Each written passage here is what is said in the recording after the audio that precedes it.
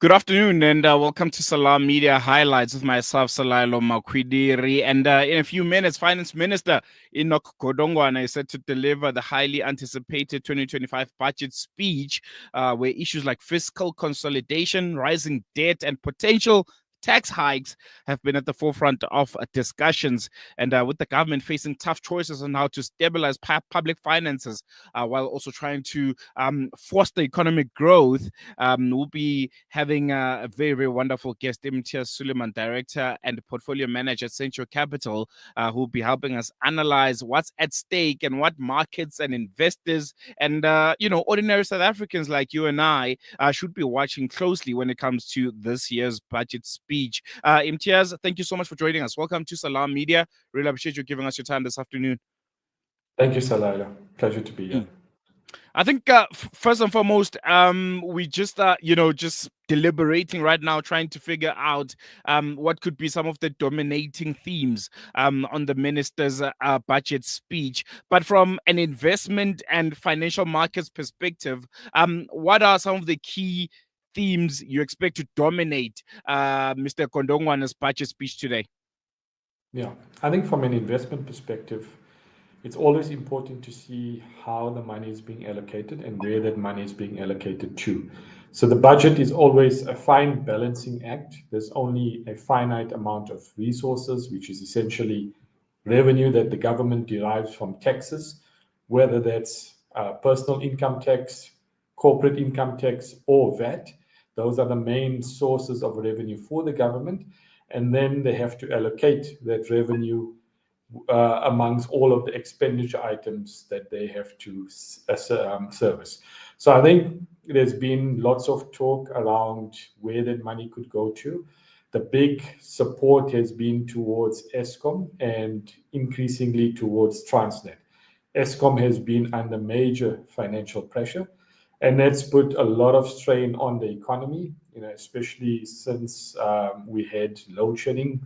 Thankfully, load shedding is on the back burner for now, but nonetheless, it could come back at any point in time because Eskom's finances are still very much constrained. And the other area is Transnet.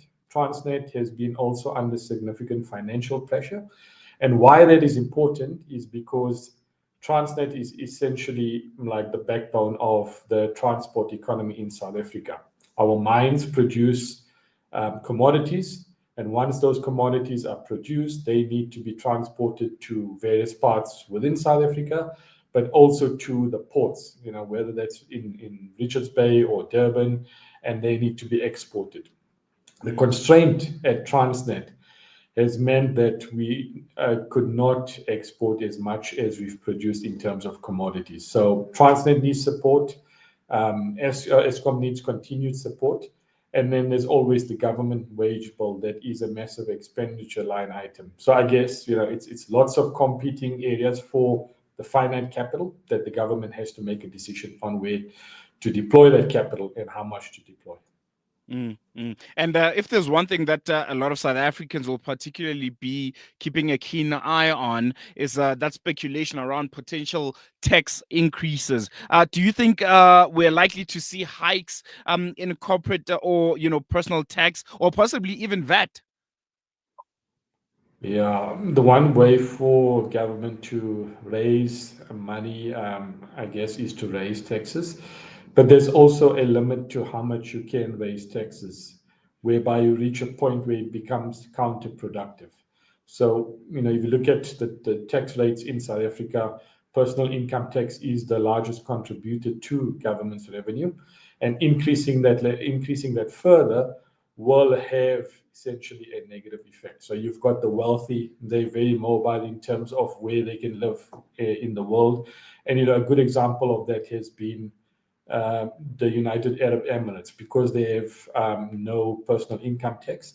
There's a lot of wealthy individuals that have moved from various parts of the world, whether that's the United Kingdom, China, Russia, the US. They've moved to the UAE because of that fact.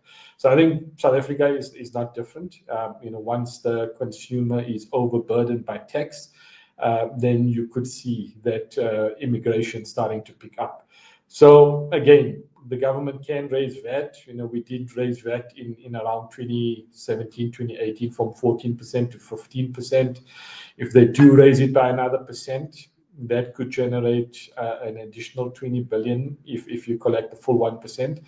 But again, I think what government really needs to focus on is on the growth constraints in the economy, making sure that we get the growth going so that we can collect more tax, not by raising taxes, but just because the economy is doing well, there's more economic prosperity, and thereby taxes are raising. As more people become employed, they start to pay tax, and the government can collect more from that perspective.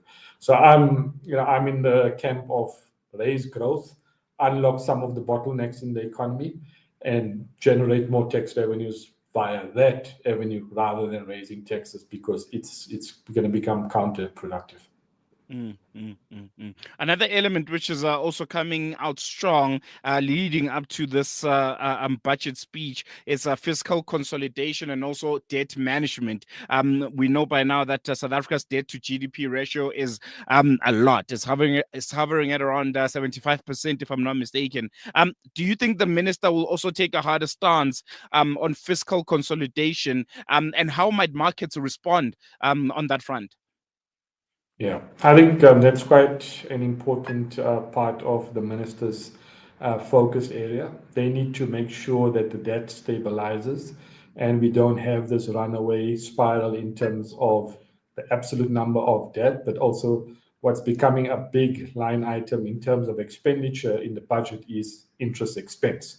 So currently the government is spending around 18% of the revenues just on interest expense.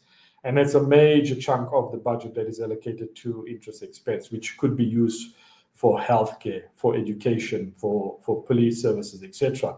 So debt stabilization is a very important element to get right.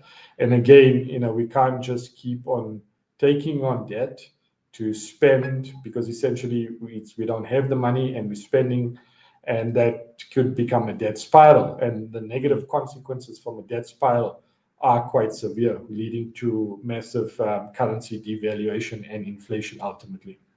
No, very, very important point that you're making there.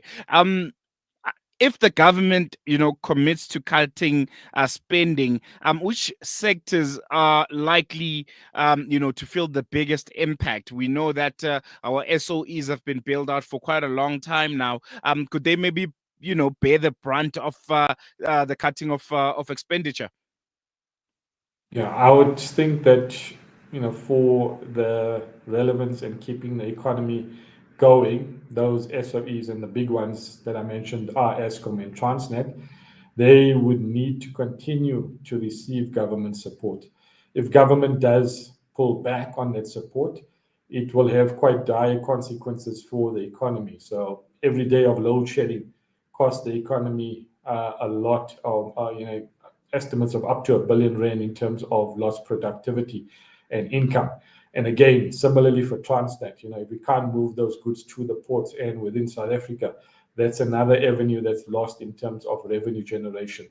So I think there'll be a bit of fine tuning. There'll be money allocated to Eskom and Transnet, but that will come with very strict conditions in terms of getting the operation stabilized, making sure that there's value for that money that's been allocated. And there's very few areas that the government can pull back on: education, healthcare, all in dire needs of more revenue and spend. So I think it's always a fine balancing act between allocation, but also on the expenditure side. There are some economists that believe that the National Treasury will probably kick the can, the proverbial can, when it comes to the national insurance, to national health insurance. What's your take on this? Do you believe there's going to be a significant provision that's going to be made when it comes to the implementation of the national health insurance? We know that previously government announced that it will take, a few years for the NHI fund to be established, and even longer for universal health to be rolled out. But questions have again resurfaced about what Godongwana is likely to say about it this time around. Your expectations? Yeah, I don't think there'll be a major allocation to NHI, the National Health Insurance, just yet. It's a very ambitious program, and for it to be fully funded will take a lot of money that needs to be allocated to NHI, but also in terms of the rollout plans, it's not something that can be implemented overnight. So, as you say, kicking the can down the line seems to be the most likely option. And the rollout of NHI, could take 10, 15, 20 years to be implemented in its full. Part of the GNU government, the Government of National Unity, is that NHI is a red line in the GNU partnership. So there's been, lots of talk between the different parties that make up the GNU about NHI, and government is open to having the debate in terms of what NHI will ultimately look like, whether that's including medical aids, because in its current form, private medical aids are excluded. So I think there's still a long road for NHI, and there might be a small allocation just to get the systems and some of the processes going, but the full implementation of NHI will take a very long time. Let's focus now on social grants. There are millions and millions of South Africans which are dependent on the social grants, and they've essentially become a critical part of South Africa's welfare system. Do you expect a significant increase in their allocation this year's budget? And given this is my second question, given the competing demands on the fiscus, how does the government balance increased social grant spending with fiscal sustainability, which is something that the finance minister has been preaching for quite a long time now? Yeah, I think social grants, is a very important element of the budget. There will be a slight increase in the grant payments, as there is usually every year. What's going to be important to look out for is the social relief distress grant that's currently implemented, and that's been extended until 2027.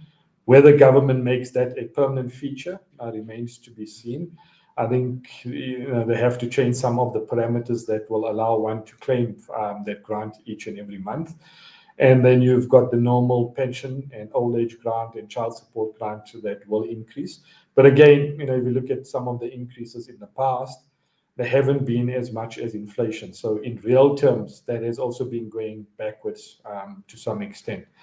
So I think the government has that in the budget. They do make provision for that, and that will continue to be part of the budget going forward. You mentioned, the GNU and, them now being part of government.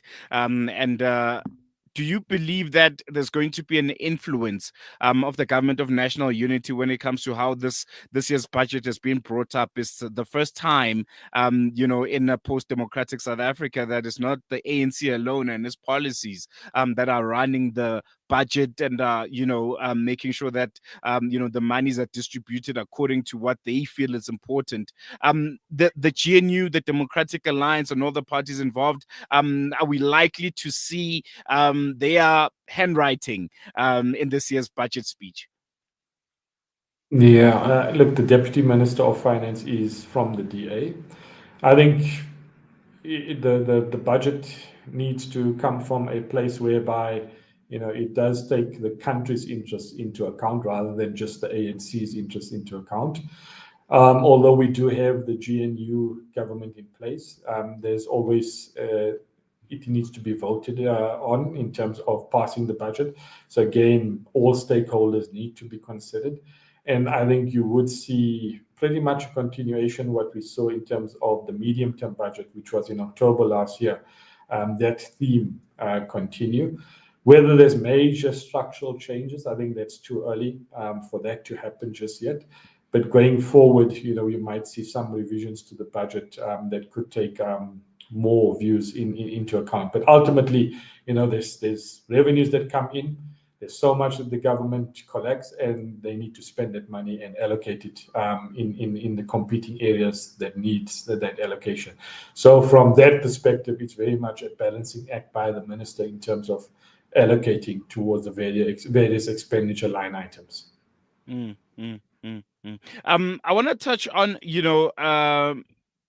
economic growth and also structural reforms, and beyond just the short-term fiscal policy. What kind of structural reforms do you believe are crucial for unlocking growth and investment here in South Africa? Yeah. So the big one again would be Eskom and Transnet. Those are the big ones. So, if we don't have power and we can't generate enough electricity, then we can't put down the factories that's needed. We can't manufacture the goods that's needed. We can't evaluate or add value to the commodities that we produce. So it's very important to make sure that we have adequate supply of electricity. Again, when we do have load shedding, it puts quite a dampener in terms of consumer and business confidence. So that's quite an important element. We need to get Eskom going. Thankfully, load shedding has been sort of scant over the last year, and hopefully that continues. Again, Transnet is key to unlocking some of the value that is produced in South Africa. So the mines are producing commodities. We do produce iron ore, we do produce platinum, palladium, etc. But getting that to the ports is an issue. So Transnet again is key. And then I think you've got some other elements that government can unlock. So, for example, on tourism, tourism is a big contributor to South Africa's economy. If we can get the likes of an e-visa going, make it easier for tourists to come to South Africa, marketing it as a tourist hub, because there's some fantastic places that we have in South Africa that tourists do like to visit. That's an easy win that the government can unlock in terms of getting growth up and ultimately growing the economy at a faster rate. And just lastly, before I let you go, Imtiaz, how does South Africa's current fiscal position compare to other emerging markets? And are we at a risk of further credit rating downgrades and not being, a desired destination of investment here on the continent anymore as we previously were? Yeah, I think if you look at it, money follows the opportunity. So if there is opportunity in South Africa, you would see money coming into South Africa, but it needs to be investor friendly. We need to make it an environment whereby investors firstly feel secure that the investment is going to be secure, and they can earn a return on the money that they put into South Africa. So if you look at it, and coming back to your question in terms of our debt, it is on the higher side of some of our peers, which have lower debt to GDP ratios, but it's not at alarming levels. I think at 75% debt to GDP, we are on the upper end, but there is still scope to rein that in and start bringing that down if the economy grows at 2 to 3% and beyond. So it's not all lost. I think government has an opportunity to stabilize the debt ratios, to increase the tax revenues via higher growth, and also make this an investment destination that's worthwhile for South Africans as well as international investors. No, Imtiaz, thank you so much for your insights. Really, really appreciate them. We'll now cross over to the live broadcast of Finance Minister Enoch Godongwana's 2025 budget speech right here on Salam Media. And thank you so much again, Imtiaz. Really appreciate it. Thank you. Well, there you have it. We'll now cross over to the live broadcast of Finance Minister Enoch Godongwana's 2025 budget speech. And you can also interact with us on our various social media platforms on what you would like to see in this year's budget speech. What are some of the key areas that you feel like the Minister of Finance needs to touch on? And most importantly, what are some of the budget cuts, where you feel like those are not quite important, they're not irrelevant, they are a waste of South Africa's money. And one thing that really stood out for me while we wait on the minister to make his way is the fact that there's a proposed VAT and tax increases on the way. So how do you feel about that? You can engage with us on our various social media platforms.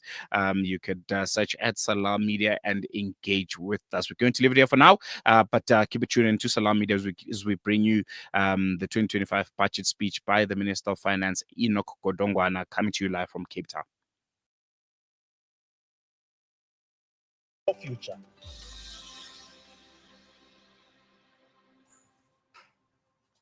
You're still watching Parliament TV for the much anticipated budget speech from the Minister of Finance, Mr. Enoch Godongwana, that will take place shortly. And of course, we've spoken a great deal about the necessary improvement for the debt to GDP ratio and whether or not the minister will keep to the fiscal consolidation strategy that he proposed during the MTBPS last year. Of course, there's some concerns with regards to whether there'll be value-added tax that will be increased, whether there will be issues of income tax that might be increased to ensure that we get that revenue that we need, especially because we know that there is an issue.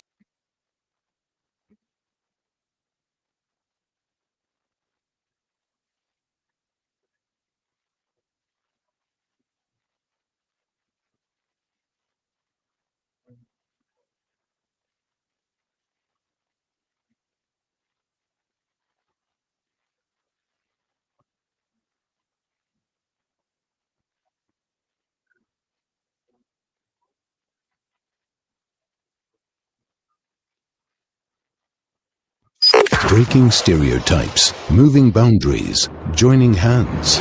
Salam Media.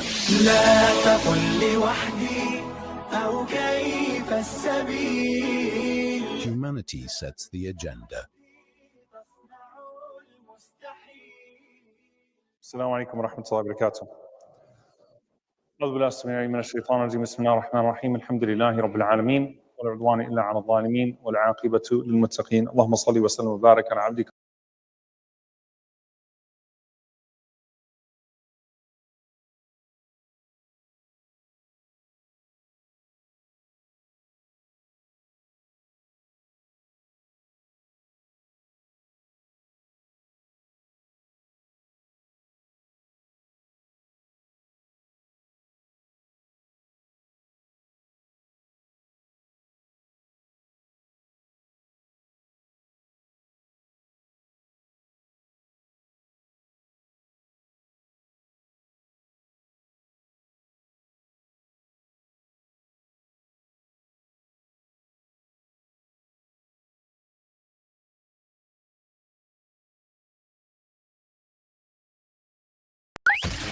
This is Salam Media.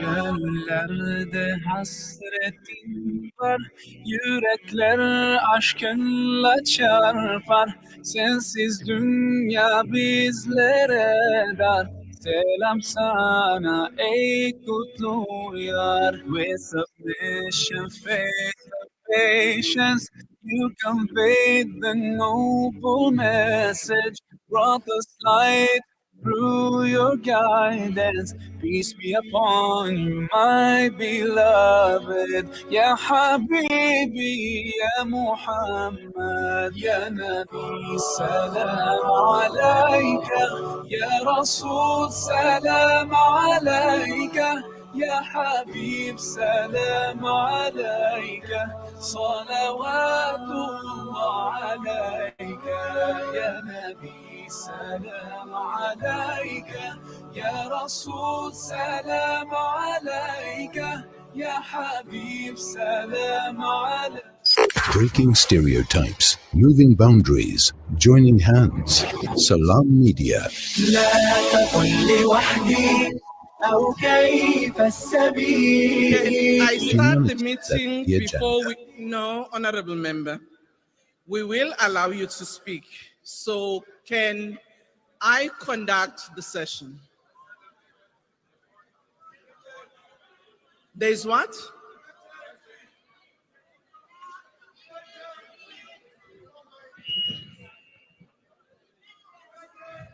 What is the emergency about?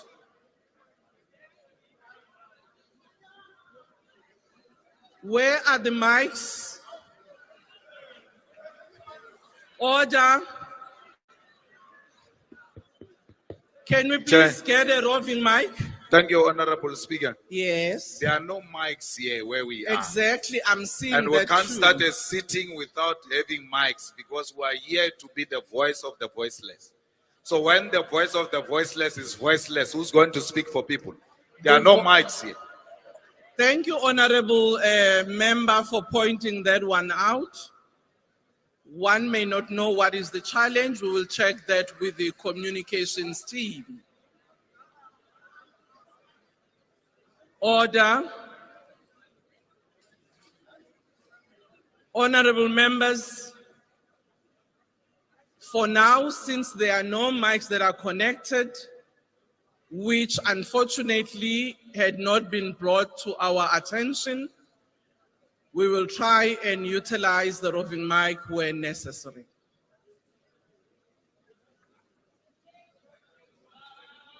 I have just had a consultation with all the whips of parties following a consultation with the leader of the government business. In terms of Rule 48, subsection 2, we have decided to adjourn proceedings for a date to be determined by the programming committee. This is in accordance with Rule 10. Honorable members, before we started the session, we were informed by the leader of government business, as it is the process in terms of the communications between ourselves and the executive, that while today we've been gathered here to actually have the Minister of Finance presenting the budget to this august house, that there has not been agreement in terms of parties in the executive to actually find one another in proposals of the budget.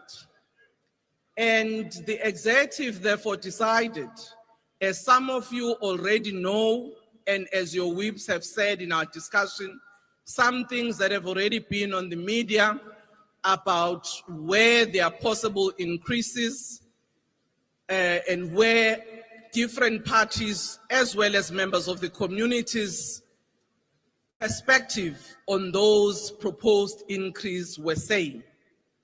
And Cabinet therefore decided not to come and do a presentation of the budget and allow themselves enough time to relook at the budget and come back to this house in March at the time at which they will inform us.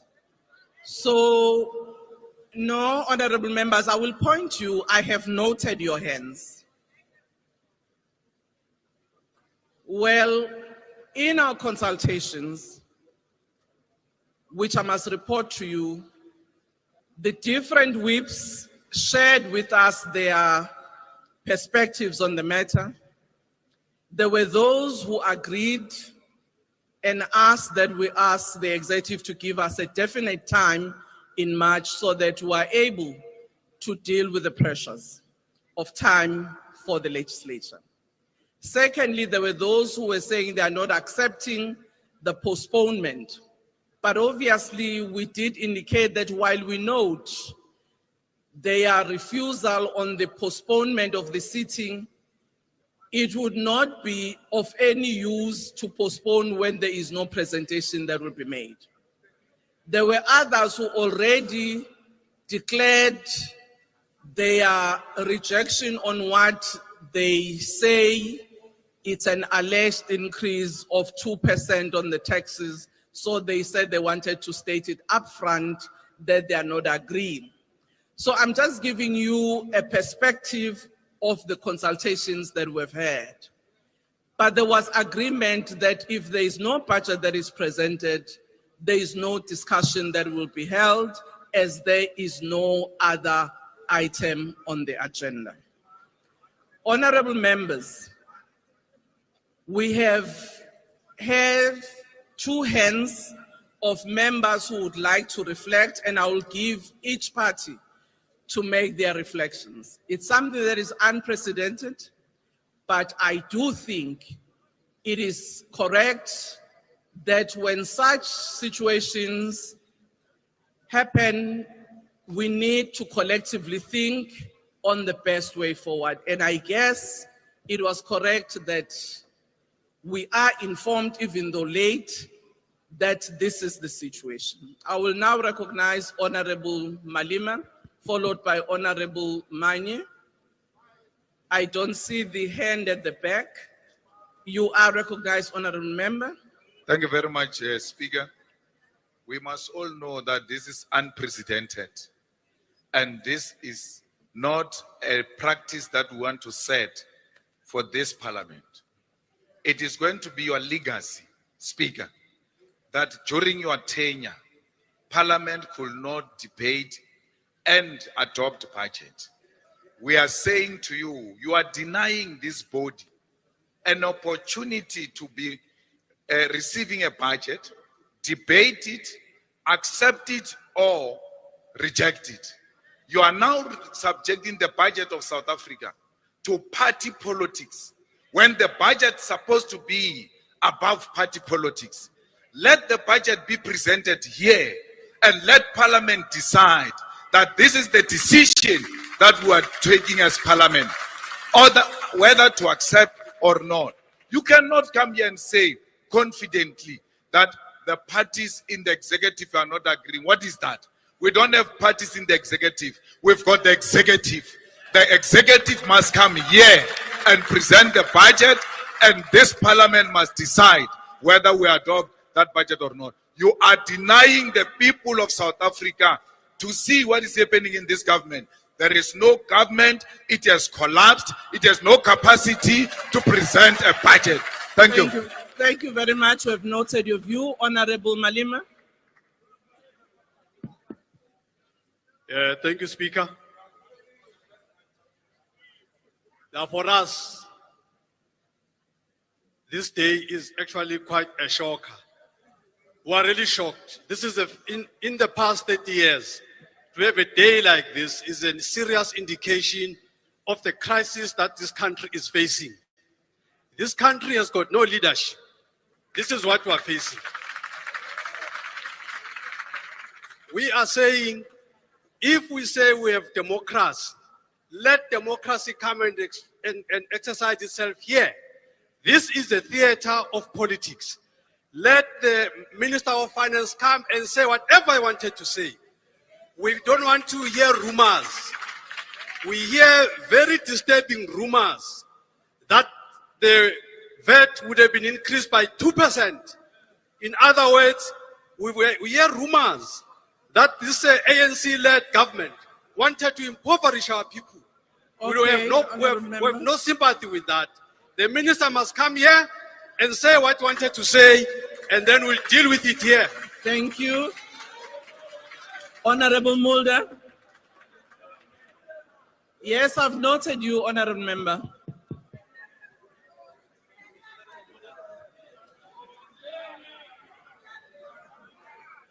Order, Honorable Members. Let's allow other parties to express their views.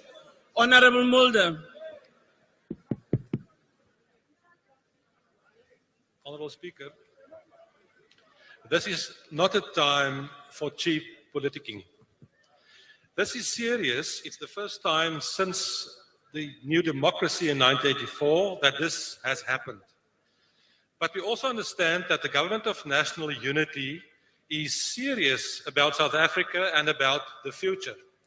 And because of that, we must understand that things could happen in terms of where more time is needed by the Minister of Finance to have these discussions and for the executive to discuss these things. Order. Honorable members, your leaders of party spoke and they were given time to express their views. Whether others agreed or disagreed, they listened. And I would ask us to do the same. Thank you, Honorable Mulder. Thank you, Madam Speaker. If we are serious and if we are responsible, we will understand the circumstances. And we know that some political parties will try to make cheap and score cheap political points. I think we need to be responsible. We need to think in terms of the economy and the message that it may send. And we, from our side, will support the decision and give ample time for the executive and the Government of National Unity to come to the right conclusion. And it's not true that Parliament will not have an opportunity to discuss this. When the time is right, we will all, as representatives of the people, discuss the budget in full. We support the decision. Thank you. Thank you, Honorable Nkwankwa. Speaker, thank you very much. Where was this discussion held? Why was the UDM not part of that discussion? As a result, we cannot support a decision that we know absolutely nothing about. Secondly, we should not treat a proposal from the executive in the nature of a budget as fait accompli. It is only final after Parliament has approved it. It is therefore logical, if the minister was going to table a proposal, that the proposal should have been tabled here for Parliament to consider. And if Parliament does not agree with that process, we can arrive at a different outcome altogether. Thank you. Thank you. On the issue of your consultation, Honorable Member, I'm sure you will be clarified because all the whips were asked to have and have consultations here. Honorable Maimane. Thank you very much, Honorable Speaker and Honorable Members. Today does mark a historic day. What I do believe is absolutely important is that what we do in this House is guided by legislation. And therefore, the Money Bills and Related Matters Act does compel us as to a particular timeline as to when the budget is going to be tabled, what committees are meant to process it, and how that goes. I want to appeal to you as the Speaker. Firstly, we have raised continuously in this House through the Appropriations Committee about how truncated the time is for the processing of the budget. So any natural delay that emerges as a function of today does in fact mean that Parliament is placed under pressure in not being also being able to consult with the people, for this is where the people are represented. So may I ask that it must not be an arbitrary decision as to when this must be tabled. We must be given a firm date so that we can work the timetable consistent with law. Otherwise, the disagreement that took place today will end up in the court of law, and we as Parliament will be held accountable for that. So let me propose that we get a firm date. We also get the tabling, as the President has promised, of the medium-term plan that he announced, so that we have a framework within which to interpret the budget from. So, Speaker, let us stick to our own laws. Otherwise, we will be inconsistent with that, and the people of South Africa will hold us accountable for that. Thank you very much. Thank you, Honorable Ganga. Ghana. Thank you very much, Madam Speaker. I was part of the consultation that you called, and in that consultation, there was that understanding that given the disagreements at the cabinet level, and that they are not ready to table the budget now, that the postponement be given. So I'm just standing to say that I was part of that meeting, and we have agreed that the budget be postponed. Thank you very much. Order. Honorable members, can we please respect one another? Your leaders of parties did express themselves and they were listened to. And I think it is important for all of us to be respectful of each other, even if we disagree. Honorable Swart. Thank you, Speaker. On behalf of the ACDP, we did indicate our support when we had the discussion, but we did request that a specific timeline is given, because there can't be an agreement to extend this indefinitely, and we trust that you, Speaker, will engage with the leader of government business so that we know to what date this is postponed.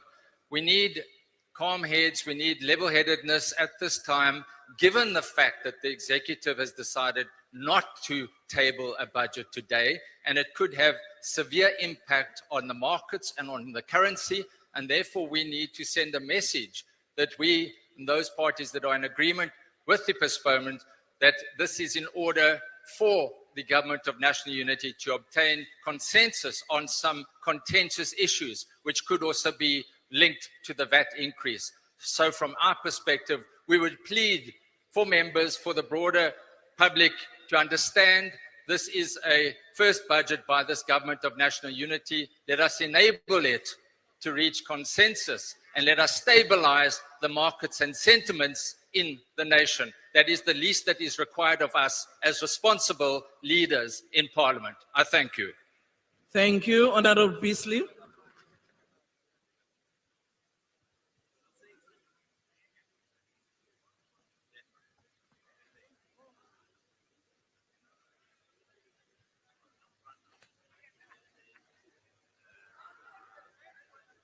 Speaker, it's quite clear that Parliament is becoming a laughing stock. The GNU is becoming a laughing stock. The GNU is anti-poor, the GNU is anti-growth. Order, can we please listen to the speaker on the podium? And it's an absolute disgrace. Our country is battling with economic growth. When the market sees what's happening with us, it's an absolute joke. And one of the reasons why they can't make a decision is because it's such a bloated cabinet. And the poorest of the poor are paying for a bloated cabinet. There are deputy ministers here that don't even know what they do. We don't know what they do. And we are paying for it, and it is unacceptable, and they should all hang their heads in shame. It is a disgrace. Honorable Hadebe.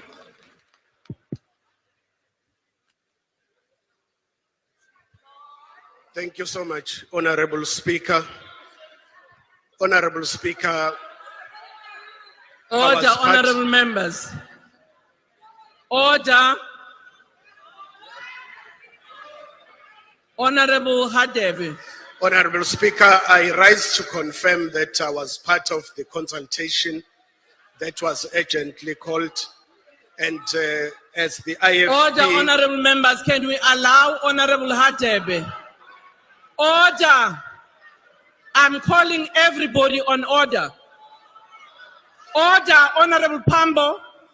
I have said to everyone, including the member you are pointing at, that let's listen. Can we? Honorable Hadebe, can you continue? Thank you, Honorable Speaker. I just wanted to confirm that we did form part of the consultation as the IFP, and we agreed and supported the proposal that was put forward before the chief whips of political parties. We view this as a sign of leadership, that when you do need more time for fine-tuning on some of the aspects, you approach Parliament for postponement. In essence, the IFP support the proposal, Honorable Speaker. Thank you. Thank you, Honorable Michalakis.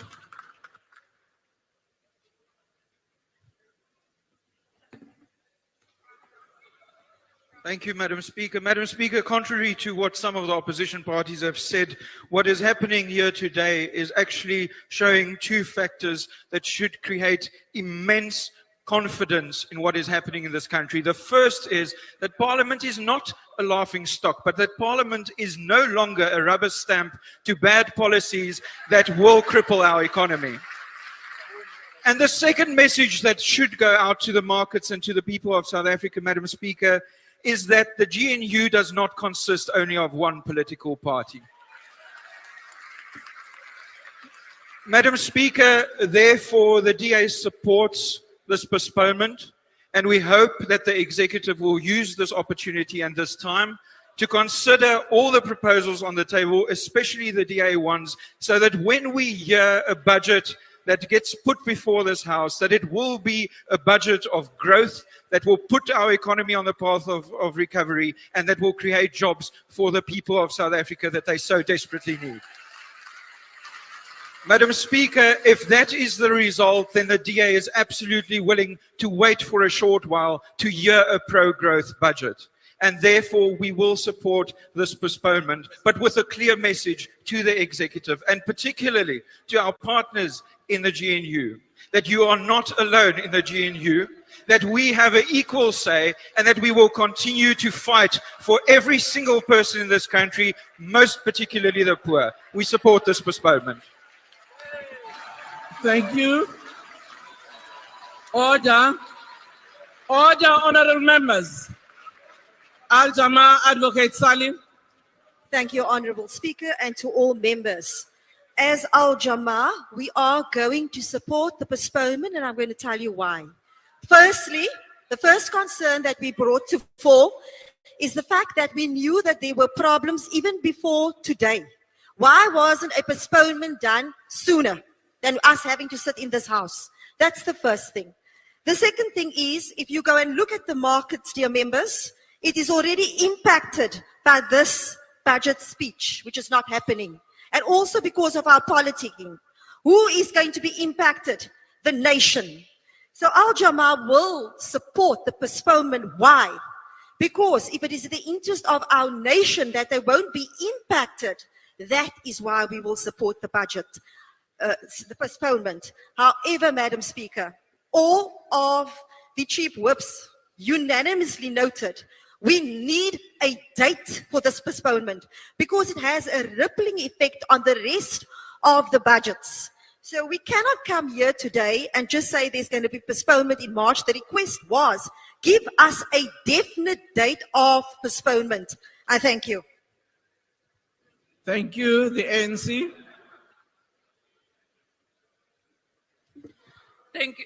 Thank you very much, Honorable Speaker. Indeed, we convened the Chief Whips Forum to consult one another as per the request of the Speaker.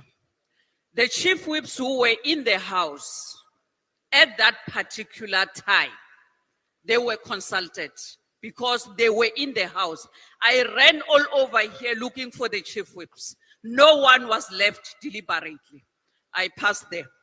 On the issue of postponement, we agree with the postponement, Honorable Speaker, to allow the executive to finalize those contentious issues that they are dealing with in the interest of all South Africans. We therefore requested that we need a date for the budget speech to be tabled. I thank you, Honorable Speaker. We are not here to grandstand as the ANC. Thank you very much. Order, honorable members. I have allowed all parties that have raised their hands. Honorable Zumula. Honorable Nkwankwa, you have already been given an opportunity. The issues of the Chief Whips, I will ask that the Chief Whips can talk to each other outside. But for now, let me allow Honorable Zumula. Thank you, Speaker. We need to ask you, Speaker, who decides? Because if you are going to allow the Chief Whips to decide for the entire Parliament, it is problematic. Secondly, you cannot allow a case of the incompetence of the executive, even at incompetence of Parliament. The executive did not know yesterday that there's going to be a budget today and there's no agreement in the so-called GNU. Therefore, the executive, the Minister of Finance, must come here, present what he has, and let us, as the people, as the representatives of the people, decide for the people. This notion, Speaker, of saying we want to assure the markets and all of these things, it is problematic. This house does not belong to the markets. It belongs to the people. We are the representatives of the people. Massive Minister of Finance presenting what he has. And then the parties here can be seen whether they're in support or they're not in support. Do not deny the parties an opportunity of standing and clearly showing where they stand. And also an indefinite postponement is not going to be acceptable. Because if let us wait for an indefinite postponement, what does that mean? And what happens if after that indefinite postponement, they come back again and then let's postpone again? We're going to have more and more postponements. Makaze apa sizele lonto apa.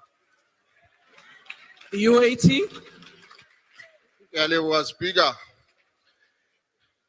Rona re le UAT re motho ha a tla tlo presenta mona. E qaqile hore ntwena ya tshwatleha jwale.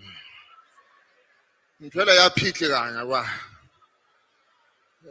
Se ba tsholo ba re bana le lona ba nna le safe. Ha tle mona tlo bua setjhaba se mo emetse. Re keke be ra kgona ho sebedisa di resources tsa government for mahala ka tlela mona re na le baeti mona. Ha tle motho na go utlo re kgolo mo phiatlaganya le yena ha etsa tsa hae. Danke. Thank you. PA.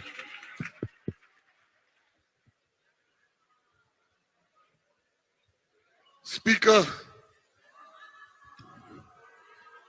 Order, honorable members. They are my friends. Order. Don't worry. Honorable member, you can proceed. Speaker, what I have seen the Honorable past... members. Honorable members. Honorable members of the EFF at the back. Order. Honorable Pambo, can you please speak to the members at the back of the EFF? Honorable Mackenzie, can you proceed? All right. Speaker, what I have seen the past 2 weeks, I want to tell the people of South Africa that I have seen humbleness, humility, and people that listen to each other. I want to congratulate the Minister of Finance. You came to present a budget which the DA, the PA, and the different parties didn't fully agree with. But the ANC were humble enough and say, let us hear you. What is it you don't like here? For 2 weeks we've been busy. We are seized with the last issue. A wise man changes his mind. We are united. This is not a one-party state. We are together, united, all of us that you see here. These ones, they will not know. They are a government in waiting.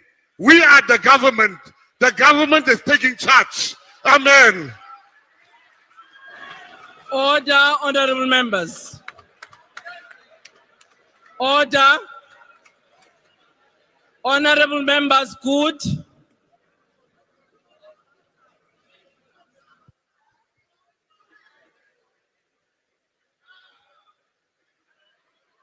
Thank you, Honorable Speaker. First of all, the good parties support the postponement. But the truth is, all parties in the GNU agree to the postponement, not certain parties. Let us not play politics, because the people out there are waiting on us to lead this government of national unity. All the parties agreed, not only the DA or the PA, it is the IFP, good PAC. We all agreed. Please don't play politics with our people. Thank you. Thank you, the PAC. I confirm that we support the postponement, Speaker. Thank you, honorable members. I have listened to all the parties. Honorable Chingila, is there a new issue?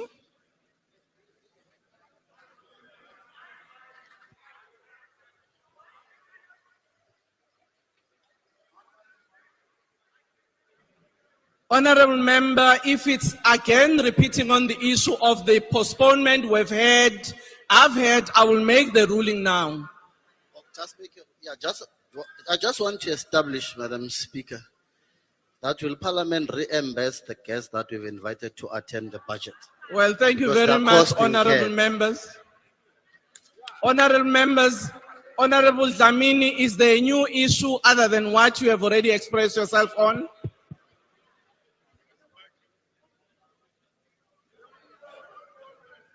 Thank you very much, Speaker. We want to call for a division so that we are clear. The members of Parliament here, they must by themselves express their decision on this question of postponement of tabling of the budget. So want to call for division, want to vote here, because some of the ANC, they agree with us that this thing of 2% is nonsense. And they're saying, let's vote. So please, Speaker, we're calling for division, because the 2%, it's nonsense. Honorable Zungula, is there another new issue? It's another issue, Speaker. Okay, what is the issue? It is concerning how you are running the House. When there is jeers and noise from this side, you don't call them to order. But from this side, you are very quick to call us to order. So the order is on you, Speaker. Be fair on each and every member of Parliament. Thank you. Thank you very much. I accept that I must listen to all members of the House. And having listened to all of you, and the questions that have been asked about who decides, we were consulted by the executive through the leader of government business. And having applied my mind as the speaker, it was clear that there was no budget that would be tabled. It was for that reason that I consulted all the parties, and I understand Honorable Nkwankwa unfortunately did not make that meeting. Though two of the parties did express their concerns, but unanimously all parties agreed that we postpone. Honorable Malima, I said two parties, which is the EFF is one, MK is another. Yeah. No, ATM was not in that meeting. So can you please not raise those issues which were not part of the meeting? Honorable members, clearly I've listened to the views of all parties, and I think it is in the interest of all of us and the people of South Africa that we postpone and allow time to the Treasury to finalize whatever they need to finalize. You wanted certainty. Executive has given us the date of 12 March to come and present. As this Parliament, we are not going to compromise our timelines as to how we need to deal with that budget. So no time will be shortened for us to deal with these issues in terms of our timelines. So I want to thank honorable members and adjourn the House. Thank you.